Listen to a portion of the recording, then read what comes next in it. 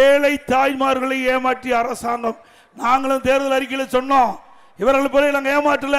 2021 அனைத்து இந்திய அண்ணா திராவிட முன்னேற்ற கழக தேர்தல் அறிக்கையில் நாங்கள் வெளியிட்டோம்.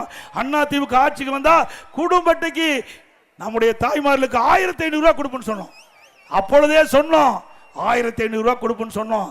ஆனா திட்டமிட்டு திராவிட முன்னேற்ற கழக கூட்டணி கவர்ச்சிகரமா பேசி மக்களை ஏமாற்றி வாக்குகளை பெற்றாங்க. இப்பொழுது நாங்கள் சொல்கிறோம், அப்பொழுது திராவிட முன்னேற்ற கழக தேர்தல் அறிக்கை முன்னமே நாங்கள் விட்டாச்சு. 2021 அண்ணா திமுக தேர்தல் அறிக்கை, திமுக தேர்தல் அறிக்கை வெளியிடுவதற்கு முன்பு 1 மணி நேரத்துக்கு முந்தி நாங்கள் விட்டாச்சு.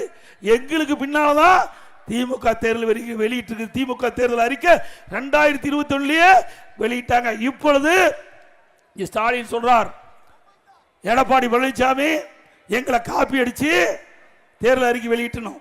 திரு ஸ்டாலின் அவர்களே, நாங்கள் அண்ணா திமுக சார்பா 3 முறை தேர்தல் அறிக்கை வெளியிட்டோம்.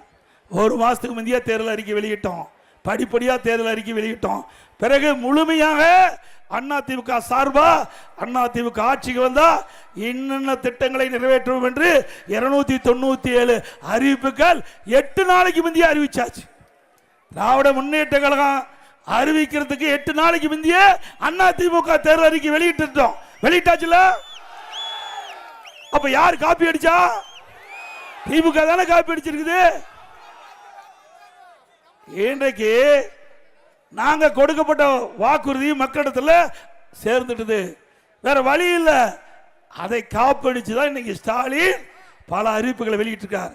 ஏற்கனவே திராவிட முன்னேற்ற கழகம் 2021 சட்டமன்ற பொதுத் தேர்தலில் அறிவித்த அறிவிப்புகள் 4 1 பங்கு கூட நிறைவேற்றல.